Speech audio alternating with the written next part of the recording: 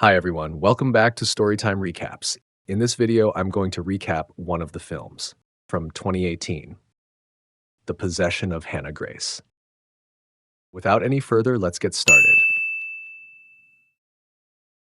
The film opens inside an abandoned church. A girl is shackled on a bed, accompanied by three men, two of whom are priests, and the other one is her father. The daughter, Hannah, is being exorcised by the elder priest. As he approaches to check on her breathing, she awakens, her body under the grip of the demon. As the older priest proceeds with the exorcism, the other sprinkles her with holy water. The girl, as she is convulsing, is approached by her father, who begs her to fight. For a brief while, the devil mimics the girl's eyes and changes their color, but it grins as it deceives the father. It also seizes possession of the older priest, murdering him by throwing him across the room. The younger priest then begins to get suffocated. When the father realizes what is happening, he kills the girl with a pillow, freeing the other priest from the demon's grip. Then, the girl's fingers move. 3 months later, Megan enters a hospital for a job interview, and Lisa is there right away. While they are sipping coffee, Lisa is seen telling Megan that she will be there to help. After that, while Dr. Lewis is describing her new position to Megan, they are heading to the facility. When he inquires about her problems at her former police position, she responds that she is much better now and is capable of handling the work. They go into an elevator, and the doctor remarks that eventually individuals start to feel uneasy about their jobs. They're using their imaginations wildly. She doesn't believe she will experience it. Good. As they continue into the basement level, he informs her that the night shift can only enter and exit the building by swiping their security card. As he continues to show her about the facility and leads her to the intake bay, he informs her that she is not permitted to leave the building while on duty. After the intake bay, she brings the bodies to the receiving room so she may scan their fingerprints and snap pictures of them. Upon entering the facility's freezers, he greets her as a member of the team. The following evening, Megan enters the Erie Hospital and talks with security in the lobby.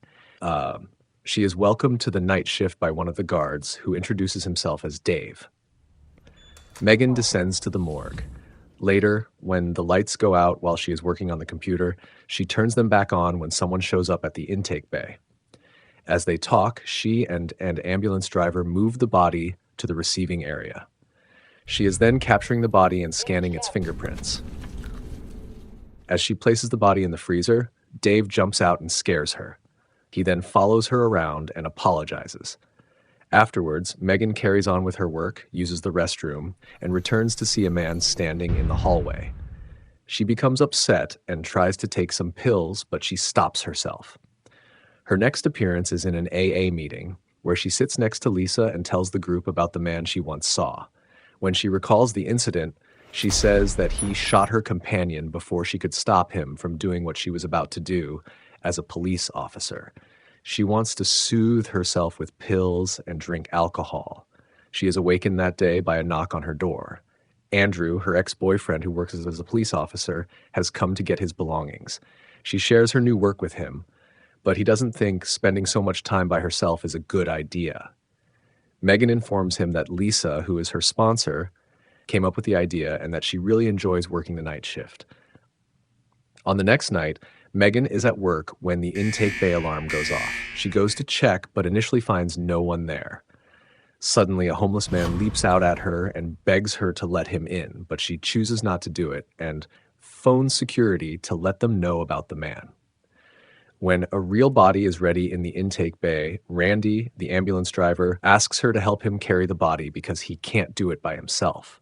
She grudgingly goes outside, even though she knows it's against the rules. Megan doesn't notice the homeless man who enters the building and uses the elevator as they are moving the body. As they are transferring the body, Randy, who is far more talkative than the previous driver, begins to tell her about it. The body was found in an alley, and the culprit fled without leaving any trace of his identity. Randy repeatedly bringing up Hannah's body, claiming that the person who killed her attempted to burn it before Megan escorted him away. It's all part of the job. As she enters to process the body, the lights at the other end of the hallway turn on automatically.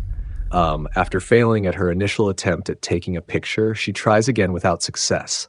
While trying to capture another picture, she shifts the camera, but Megan harms herself. She chooses to go with the fingerprinting. She takes them and begins scanning them in, even when the computer fails. When Megan is unsure of what to do, she shoves Hannah's body into the freezer. One of the tables begins to tremble and several vials fall, breaking. She tries to pick them up but wounds her hand. Back to the freezer, she pushes the body all the way inside and drips her blood on it. She is still in the freezer room, tending to her wound, when the door of the freezer opens. She checks it gently and shuts it. She then accesses her computer and checks on Hannah's case using Andrew's password. After printing her paperwork, she returns the body to see how it is doing. The file's eye color and the body color are different. When a single fly suddenly lands on the body, Megan is startled by the sight of a large swarm of them. She looks again, but there are no longer any flies. After putting Hannah back inside, Megan returns to her computer. After hearing a sudden disturbance, she goes to check, only to discover that the body has vanished. As she steps outside, she witnesses the dead being dragged away. She follows the sound then. She defends herself from the homeless man's sudden onslaught. When she reaches for his knife, he's gone, leaving the body in the corridor. She contacts security and instructs them to call the police. When Megan returns to the hallway, the body is gone. When she enters the burning room and sees the man preparing to burn the body, she tries to reason with him. Security enters abruptly and tackles him, but it's obvious that it's Hannah's father as they remove him. Declaring that she is not dead, he orders Megan to destroy the body. Afterwards, when he is arrested, Megan is putting the body away until she hears a strange noise. She shuts the freezer and leaves, but the doors remain open. Despite her nervousness, Megan removes the body and opens the bag before walking back. At that moment, her phone rings. It's Andrew, checking on her. As she turns, the body moves. Megan examines it more closely, and it lets out a breath. In a panic, she wraps it up and walks out. Lisa abruptly arrives at the door and informs Megan that she can find someone to cover her shift, but Megan is adamant about staying. Even though she claims to have heard the body exhale, she assures Lisa that this is a common occurrence. Later, while they sit in her office discussing the attack and the night her colleague was shot, Dave enters and informs her that a police officer wants to speak with her. Dave remains in the building while Lisa and Megan leave. The freezer door opens once more. Andrew is the officer who is waiting for her. After asking her how she's doing, he begins questioning her about a bottle of medications that have vanished from his belongings. She becomes upset with him, but as he departs, she asks for his help. Megan returns to the morgue and takes Hannah's fingerprints. She hands them to Andrew, explains that something is strange about them, and asks him to investigate. While waiting, Dave wanders the building and enters the freezer room after hearing an odd noise. He opens the door and peers into the freezer where he sees something moving. After a hand grabs and then pushes him out, it controls his body as it did the priest's and pulls him back into the freezer. After returning to the facility, Megan uses the restroom. She texts Andrew to apologize, but in the middle of her message, she hears someone enter the bathroom. Maybe Dave. Her rubber band ball is rolled to her, and she hunches over to see who it is when a burned hand grabs it from the floor. Despite her fear, Megan exits the stall. It's empty. She receives a call from Andrew later informing her that Hannah has been dead for 3 months. Megan looks for Hannah on the internet and comes across a story about her that claims she was demon-possessed. When she returns to examine the body, she discovers that a large wound that had previously been on it has disappeared. Dave is also being looked after by the other security officer. As she approaches the front desk, she requests the security footage. As she watches the video in her office, she notices an issue that makes it appear as though the body is in the corridor. She is scared by it and wants to take some drugs again, but she decides not to and instead finds Lisa to ask her what she thinks of the video. After some time, Megan and Lisa are both at the facility watching the video, but Lisa doesn't witness the same thing. While Megan is explaining to her what the man was saying about the body in the burning room, Lisa sees the pills on a counter. Lisa questions her about the pills and doesn't fully trust her when she claims not to have used them. According to her, stress is the reason behind her recent visions. After leaving the building, Lisa heads to a stairwell to light a cigarette. When she hears a disturbance upstairs, thinking it's Dave, she runs up toward them.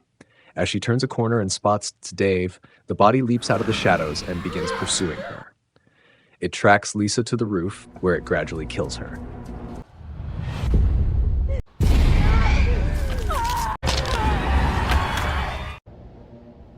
Back inside the building, another intake is taking place. This time, Megan refuses to come out to aid Randy. After telling him what happened, she takes him inside to question him about the body wound. He claims to have witnessed it as well as the burn on her arm upon its arrival. Megan informs him the body appears to be repairing itself. After being left alone once more, Megan phones Andrew to let him know that she kept his medication because she was experiencing anxiety and wanted to be open with him. Before she hangs up, she doesn't see the body creeping behind her. It's in the elevator, mending itself. As he is leaving the hospital parking lot, Randy hits something unexpectedly. He leaves to see what it was, but as he answers the phone, he hears an odd sound coming from behind him. He glances through the back of the ambulance to see what it was. He can see the body crawling behind him. He looks back and sees it. It jams him between two ambulances as he runs and is on its way to get him. It approaches him and kills him. At the same time, Megan is watching the footage from a few seconds earlier and witnesses the body crawling into the elevator. She dashes out because she believes Randy is in danger, despite not being allowed to. She goes into the parking lot and finds him dead. She gets a call from Andrew informing her that the man from the burning room has escaped. Suddenly, he appears behind her, seizes her, and holds her captive. "Get the body out of the freezer," he says. The physique has altered once more when he opens the bag. He claims that she kills others to heal herself. Why hasn't it killed her too? The man wonders. After Megan affirms that she believes him, he begins to tell her about Hannah, claiming that the blue eye is the mark of the demon that refuses to go. He adds that he killed her in order to spare the lives of others during the previous exorcism. However, when they went to bury the body, it had vanished, killing 4 people in the funeral home. They proceed to the burning room, where he informs Megan that burning the body is the only way to exterminate the demon. As she gazes at the flames, the demon puts Hannah's father helpless and pursues her next. However, the man confronts it and saves Megan, only to be burned in the end. Megan then runs, but the demon follows her. When Andrew gets to the hospital, he discovers Randy's body and her phone. The walking body crawls up to Megan, who starts running away from it, but it simply keeps creeping up to her. As Andrew enters the facility, as he searches for Megan within, the dead body simply pulls her inside the freezer, where she sees the other bodies.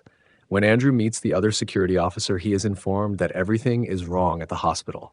After hearing Megan's noise, they approach the freezer room and discover her on the floor. After seeing the body, the guard flees, but it ultimately finds him and kills him.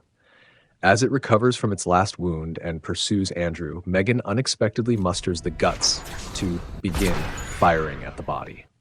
After continuing to shoot, she eventually puts the demon incapable of moving, allowing her ex to leave the facility. After telling him to get help, she returns to retrieve the body and move it to the burning room. It wakes up once more and battles with her, but Megan finally succeeds in burning it. She was found by the cops seated on the floor playing with a rubber band ball. The movie ends with Megan staring at her reflection in the mirror. She has her hair covering one eye. She suddenly sees a fly and presses it against the mirror. Thanks for watching, and remember to turn on your notifications to watch more movie recaps like this one.